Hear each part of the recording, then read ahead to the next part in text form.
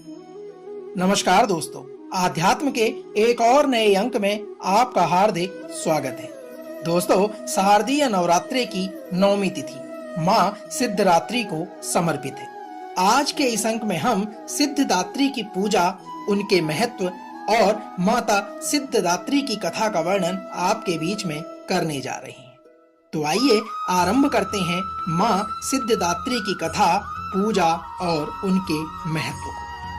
दोस्तों, नवरात्रि के दिन माँ दुर्गा के सिद्धदात्री रूप की पूजा की जाती है। नवरात्रि की 9वीं तिथि के दिन माँ के अंतिम स्वरूप की पूजा करके उन्हें विदाई दे दी जाती है। इस दिन छोटी छोटी कन्याओं को माँ का स्वरूप मानकर उनकी पूजा की जाती है और उन्हें उपहार आदि दिए जाते हैं। इसके बाद उनका आशीर्वाद प्राप्त किया जाता है।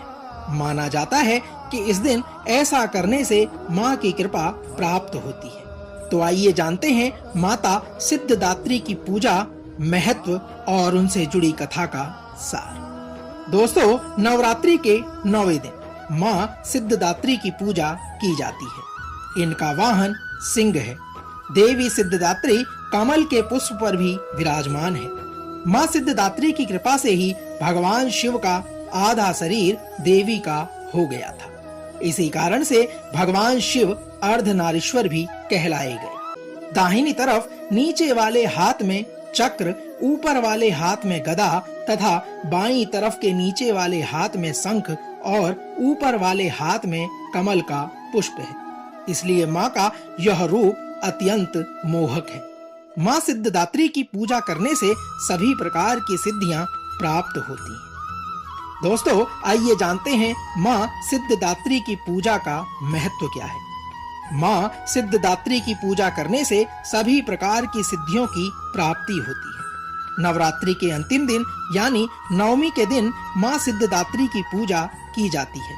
माँ सिद्धदात्री की उपासना से उनके भक्त को महत्वाकांक्षाएं, असंतोष, आलस्य, ईर्ष्या, परदोष प्रदर्शन, प्रतिशोध आदि सभी प्रकार की दुर्बलताओं से छुटकारा मिलता है। देवी सिद्धदात्री की उपासना से अणिमा, महिमा, गरिमा, लघिमा, प्राप्ति, प्रकाश्य, ईश्वरत्व और वशित्व जैसे सभी 8 प्रकार की सिद्धियां प्राप्त होती हैं। नवरात्र में माँ के इस स्वरूप की पूजा करने से सभी प्रकार के कोई भी काम आसानी से बन जाते हैं। आइए जानते हैं माँ सिद्धदात्री की पूजा विधि के बारे में। साथियों, 9वीं के दिन माँ सिद्धदात्री की पूजा की जाती है। यह नवरात्रि का आखिरी दिन होता है और इस दिन माँ का पूजन करके उन्हें विदाई दी जाती है। सबसे पहले साधक को शुद्ध होकर साफ वस्त्र धारण करने चाहिए। इसके बाद चौकी पर माँ की प्रतिमा या चित्र को स्थापित करना चाहिए। इसके बाद माँ को फल, फूल, माला, नैवेद्य आदि अर्पित करने चाहिए और माँ के विधिवत पूजा करने के बाद अंत में माँ की आरती करनी चाहिए। इस दिन कन्या का पूजन विशेष महत्व माना गया है। छोटी छोटी 9 कन्याओं को घर बुलाकर उनका भी पूजन करें और उन्हें कुछ न कुछ उपहार अवश्य प्रदान करें। अंत में कन्या को माँ का स्वरूप मानकर उनके पैर छूकर आशीर्वाद ग्रहण करें। ब्राह्मण और गाय को भी इस दिन भोजन अवश्य कराएं। दोस्तों, अब समय है माँ सिद्धदात्री की कथा का। आइए माँ सिद्धदात्री की कथा का श्रवण आप और हम मिलकर करते हैं। दोस्तों, नवरात्रि के अंतिम दिन माँ की पूजा करने से मनुष्य को कर्मों से लड़ने की शक्ति प्राप्त होती है। देवी सिद्धदात्री की पूजा करने से मनुष्य के जीवन की सभी इच्छाएं पूर्ण होती है। माँ कमल के आसन पर विराजमान है। उनके पास हाथों में कमल, शंख, गदा, सुदर्शन चक्र है जो जीवन में सही मार्ग की ओर अग्रसर करता है। 9वीं के दिन माँ की आराधना से यश, बल व धन की प्राप्ति होती है।